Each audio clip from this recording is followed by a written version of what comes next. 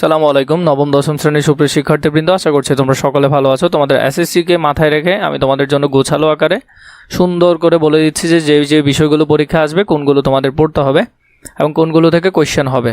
চলো আমরা একটু বিস্তারিত দেখে নিই। আমরা এই অধ্যায়টি নিয়ে পড়ে নিই। এটি দ্বিতীয় অধ্যায় নিয়ে আমরা পড়বো বিশ্ব সভ্যতা। আদিম যুগের মানুষ কৃষিকাজ জানতো না।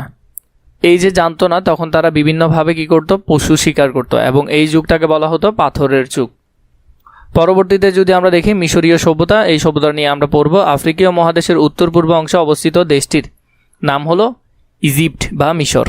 এর পরবর্তীতে যদি আমরা দেখি, এখানে আরও কিছু বিষয় আছে, যেমন ভৌগোলিক অবস্থান। এটি ভৌগোলিক অবস্থান হলো যে তিনটি মহাদেশ দ্বারা ঘিরে থাকা মিশরের ভৌগোলিক অবস্থান অত্যন্ত গুরুত্বপূর্ণ। দেশটি এশিয়া, আফ্রিকা ও ইউরোপ মহাদেশ দ্বারা পরিবেষ্টিত ভূমধ্যসাগরের উপকূলে অবস্থিত। এর উত্তরে ভূমধ্যসাগর, পূর্বে লোহিত সাগর এবং পশ্চিমে সাহারা মরুভূমি, দক্ষিণে সুদান এবং আফ্রিকার অন্যান্য দেশ। মোট আয়তন প্রায় 4 লক্ষ বর্গ মাইল। এটা একটু জেনে নিবে, খুবই গুরুত্বপূর্ণ। সময়কালটাও এখানে দেওয়া আছে, সময়কালটাও জেনে নিবে। মিশর সভ্যতায় গৌড়াপত্তন হয় মেনেসের নেতৃত্বে, যা 3 বছর ধরে সমহিয়ান উজ্জ্বল ছিল। খ্রিস্টপূর্ব দশক শতকে লিবিয়ার এক যোদ্ধা জাতি ফারাওদের সিংহাসন দখল করে নেয়। এরপরে এখানে কিছু গল্প আছে, ছোট ছোট বিষয়গুলো দেখবে। রাষ্ট্র ও সমাজ তাদের কেমন ছিল? প্রাক রাজবংশীয় যুগে মিশর কতগুলো ছোট নগর রাষ্ট্র বিভক্ত ছিল। এগুলোকে নোম বলা হতো।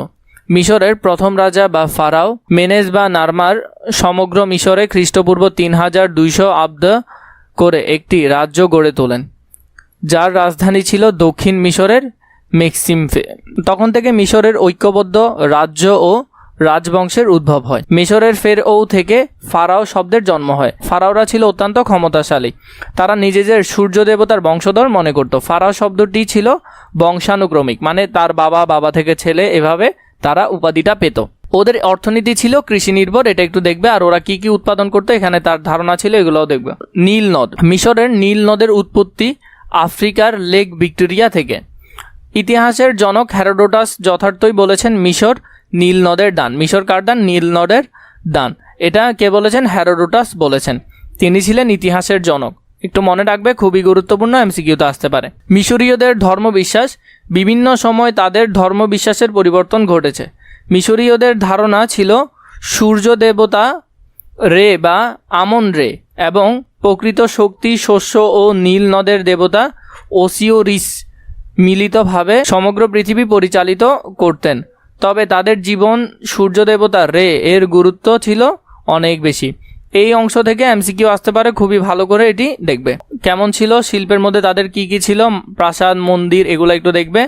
এরপর তাদের ভাস্কর্য ছিল, ভাস্কর্যটা একটু ভালো করে দেখবে। মিশরীয় পিরামিড হলো ফারাও খুফুর পিরামিড, এটা একটু ভালো করে দেখবে। লিখিত মধ্যে ছিল তাদের 24টা বর্ণমালা খুঁজে পাওয়া যায় 25,000 বছর পূর্বে।